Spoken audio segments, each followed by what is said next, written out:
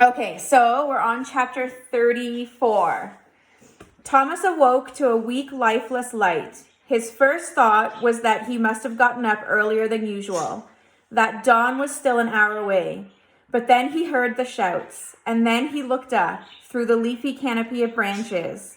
The sky was a dull slab of gray, not the natural pale light of morning. He jumped to his feet, put his hands on the wall to steady himself, as he craned his neck to gawk towards the heavens. There was no blue, no black, no stars, no purplish fan of a creeping dawn. The sky, every last inch of it, was slate gray, colorless and dead. He looked down at his watch. It was a full hour past his mandatory waking time. The brilliance of the sun should have awakened him, as it had done so easily since he arrived at the glade. But not today. He glanced upward again, half expecting to have it change back to normal. But it was all gray, not cloudy, not twilight, not the early minutes of dawn, just gray. The sun had disappeared. Thomas found most of the gladers standing near the entrance to the box, pointing at the dead sky, everyone talking at once. Based on the time, breakfast should have been already served. People should have been working. But there was something about the largest object in the solar system vanishing that tended to disrupt normal schedules. In truth, as Thomas silently watched the commotion, he didn't feel nearly as panicked or frightened as his instincts told him he ought to be. And it surprised him that so many of the others looked lost, like lost chicks thrown from the coop. It was, in fact, ridiculous. The sun obviously had not disappeared. That wasn't possible. Though that was what it seemed like. Signs of the ball of furious fire nowhere to be seen. The slanting shadows of morning absent. But he and all the gladers were far too rational and intelligent to conclude such a thing. No, there had to be a scientifically acceptable reason for what they were witnessing. And whatever it was, to Thomas, it meant one thing. The fact that they could no longer see the sun probably meant that they'd never be able to that they'd never been able to see it in the first place. A sun couldn't just disappear. Their sky had to have been, and still was, fabricated, artificial. In other words, the sun that had shone down on these people for 2 years, providing heat and life to everything, was not the sun at all. Somehow it had been fake. Everything about this place was fake. Thomas didn't know what that meant. He didn't know how it was possible, but he knew that it had to be true. It was the only explanation his rational mind could accept. And it was obvious from the other gladers' reactions that none of them had figured this out until now. Chuck found him, and the look of fear on the boy's face pinched at Thomas's heart. "What do you think happened?" Chuck said, a pitiful tremor in his voice, his eyes glued to the sky. Thomas thought his neck must hurt something awful. It looks like a big gray ceiling, close enough that you could almost touch it. Thomas followed Chuck's gaze and looked up. Yeah, it makes you wonder about this place. For the second time in 24 hours, Chuck had nailed it. The sky did look like a ceiling, like the ceiling of a massive room. Maybe something's broken. Maybe it'll be back. Chuck finally quit gawking and made eye contact with Thomas. Broken? What is that supposed to mean? Before Thomas could answer, the faint memory of last night before he fell asleep came to him. Teresa's words inside his mind. She said, "I just triggered the ending." It couldn't be a coincidence, could it? A sour rot crept into his belly. Whatever explanation, whatever that had been in the sky, the real sun or not, it was gone. And that couldn't be a good thing. "Thomas," Chuck asked, lightly tapping him on the upper arm. "Yeah?" Thomas's mind felt hazy. "What do you mean, it must be broken?" Chuck repeated. Thomas felt like he needed time to think about it all. "Oh, I don't know. It must be things about this place we obviously don't understand. But you can't just make the sun disappear from space. Plus, there's still enough light to see by, as faint as it is. Where is that coming from?" Chuck's eyes widened, as if the darkest, deepest secret of the universe had just been revealed to him. Yeah, where is it coming from? What is going on, Thomas? Thomas reached out and squeezed the younger boy's shoulder. He felt awkward.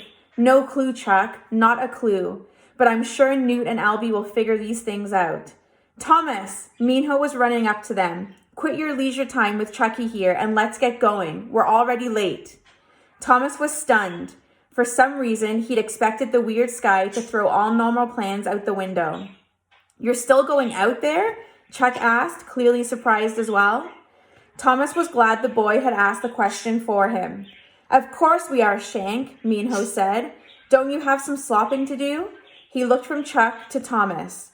If anything, it gives us even more reason to get our butts out there. If the sun's really gone, it won't be long before the plants and animals drop dead too.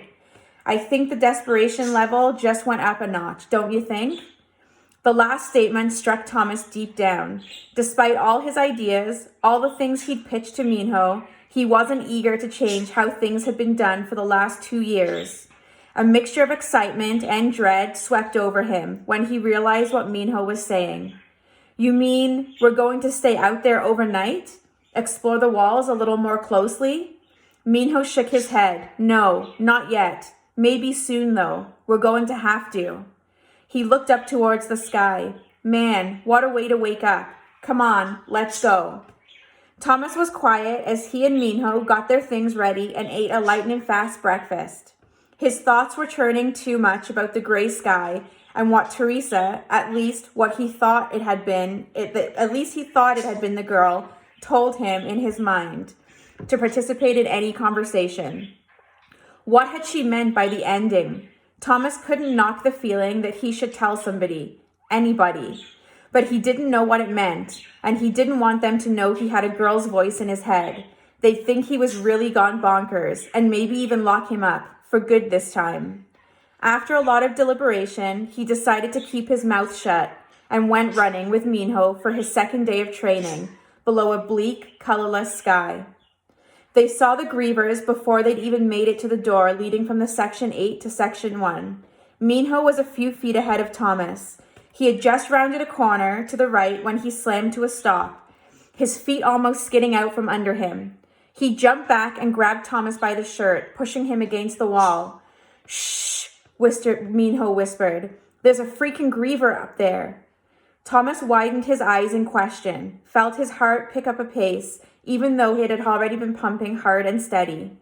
Minho simply nodded, then put his fingers to his lips. He let go of Thomas's shirt and took a step back, then crept up to the corner around which he'd seen the Griever. Very slowly, he leaned forward to take a peek. Thomas wanted to scream at him to be careful. Minho's head jerked back, and he turned to face Thomas. His voice was still a whisper.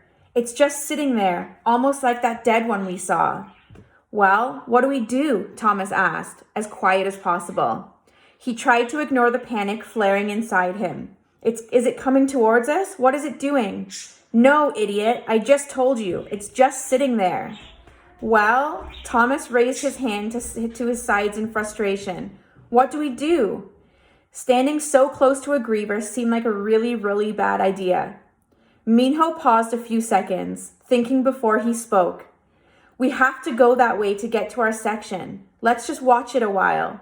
If it comes after us, we'll run back to the glade. He took another peek and then quickly looked over his shoulder. Crap, it's gone. Come on. Minho didn't wait for a response, and he didn't see the look of horror Thomas had just felt widen his own eyes. Minho took off running in the direction where he'd seen the Griever. Though his instincts told him not to, Thomas followed. He sprinted down the long corridor after Minho, turned left and then right. At every turn, they slowed so the keeper could look around the corner first. Each time, he whispered back to Thomas that he'd seen the tail end of the Griever disappearing around the next turn. This went on for 10 minutes, until they came to the long hallway that ended at the cliff, where beyond lay nothing but the lifeless sky. The Griever was charging towards that sky.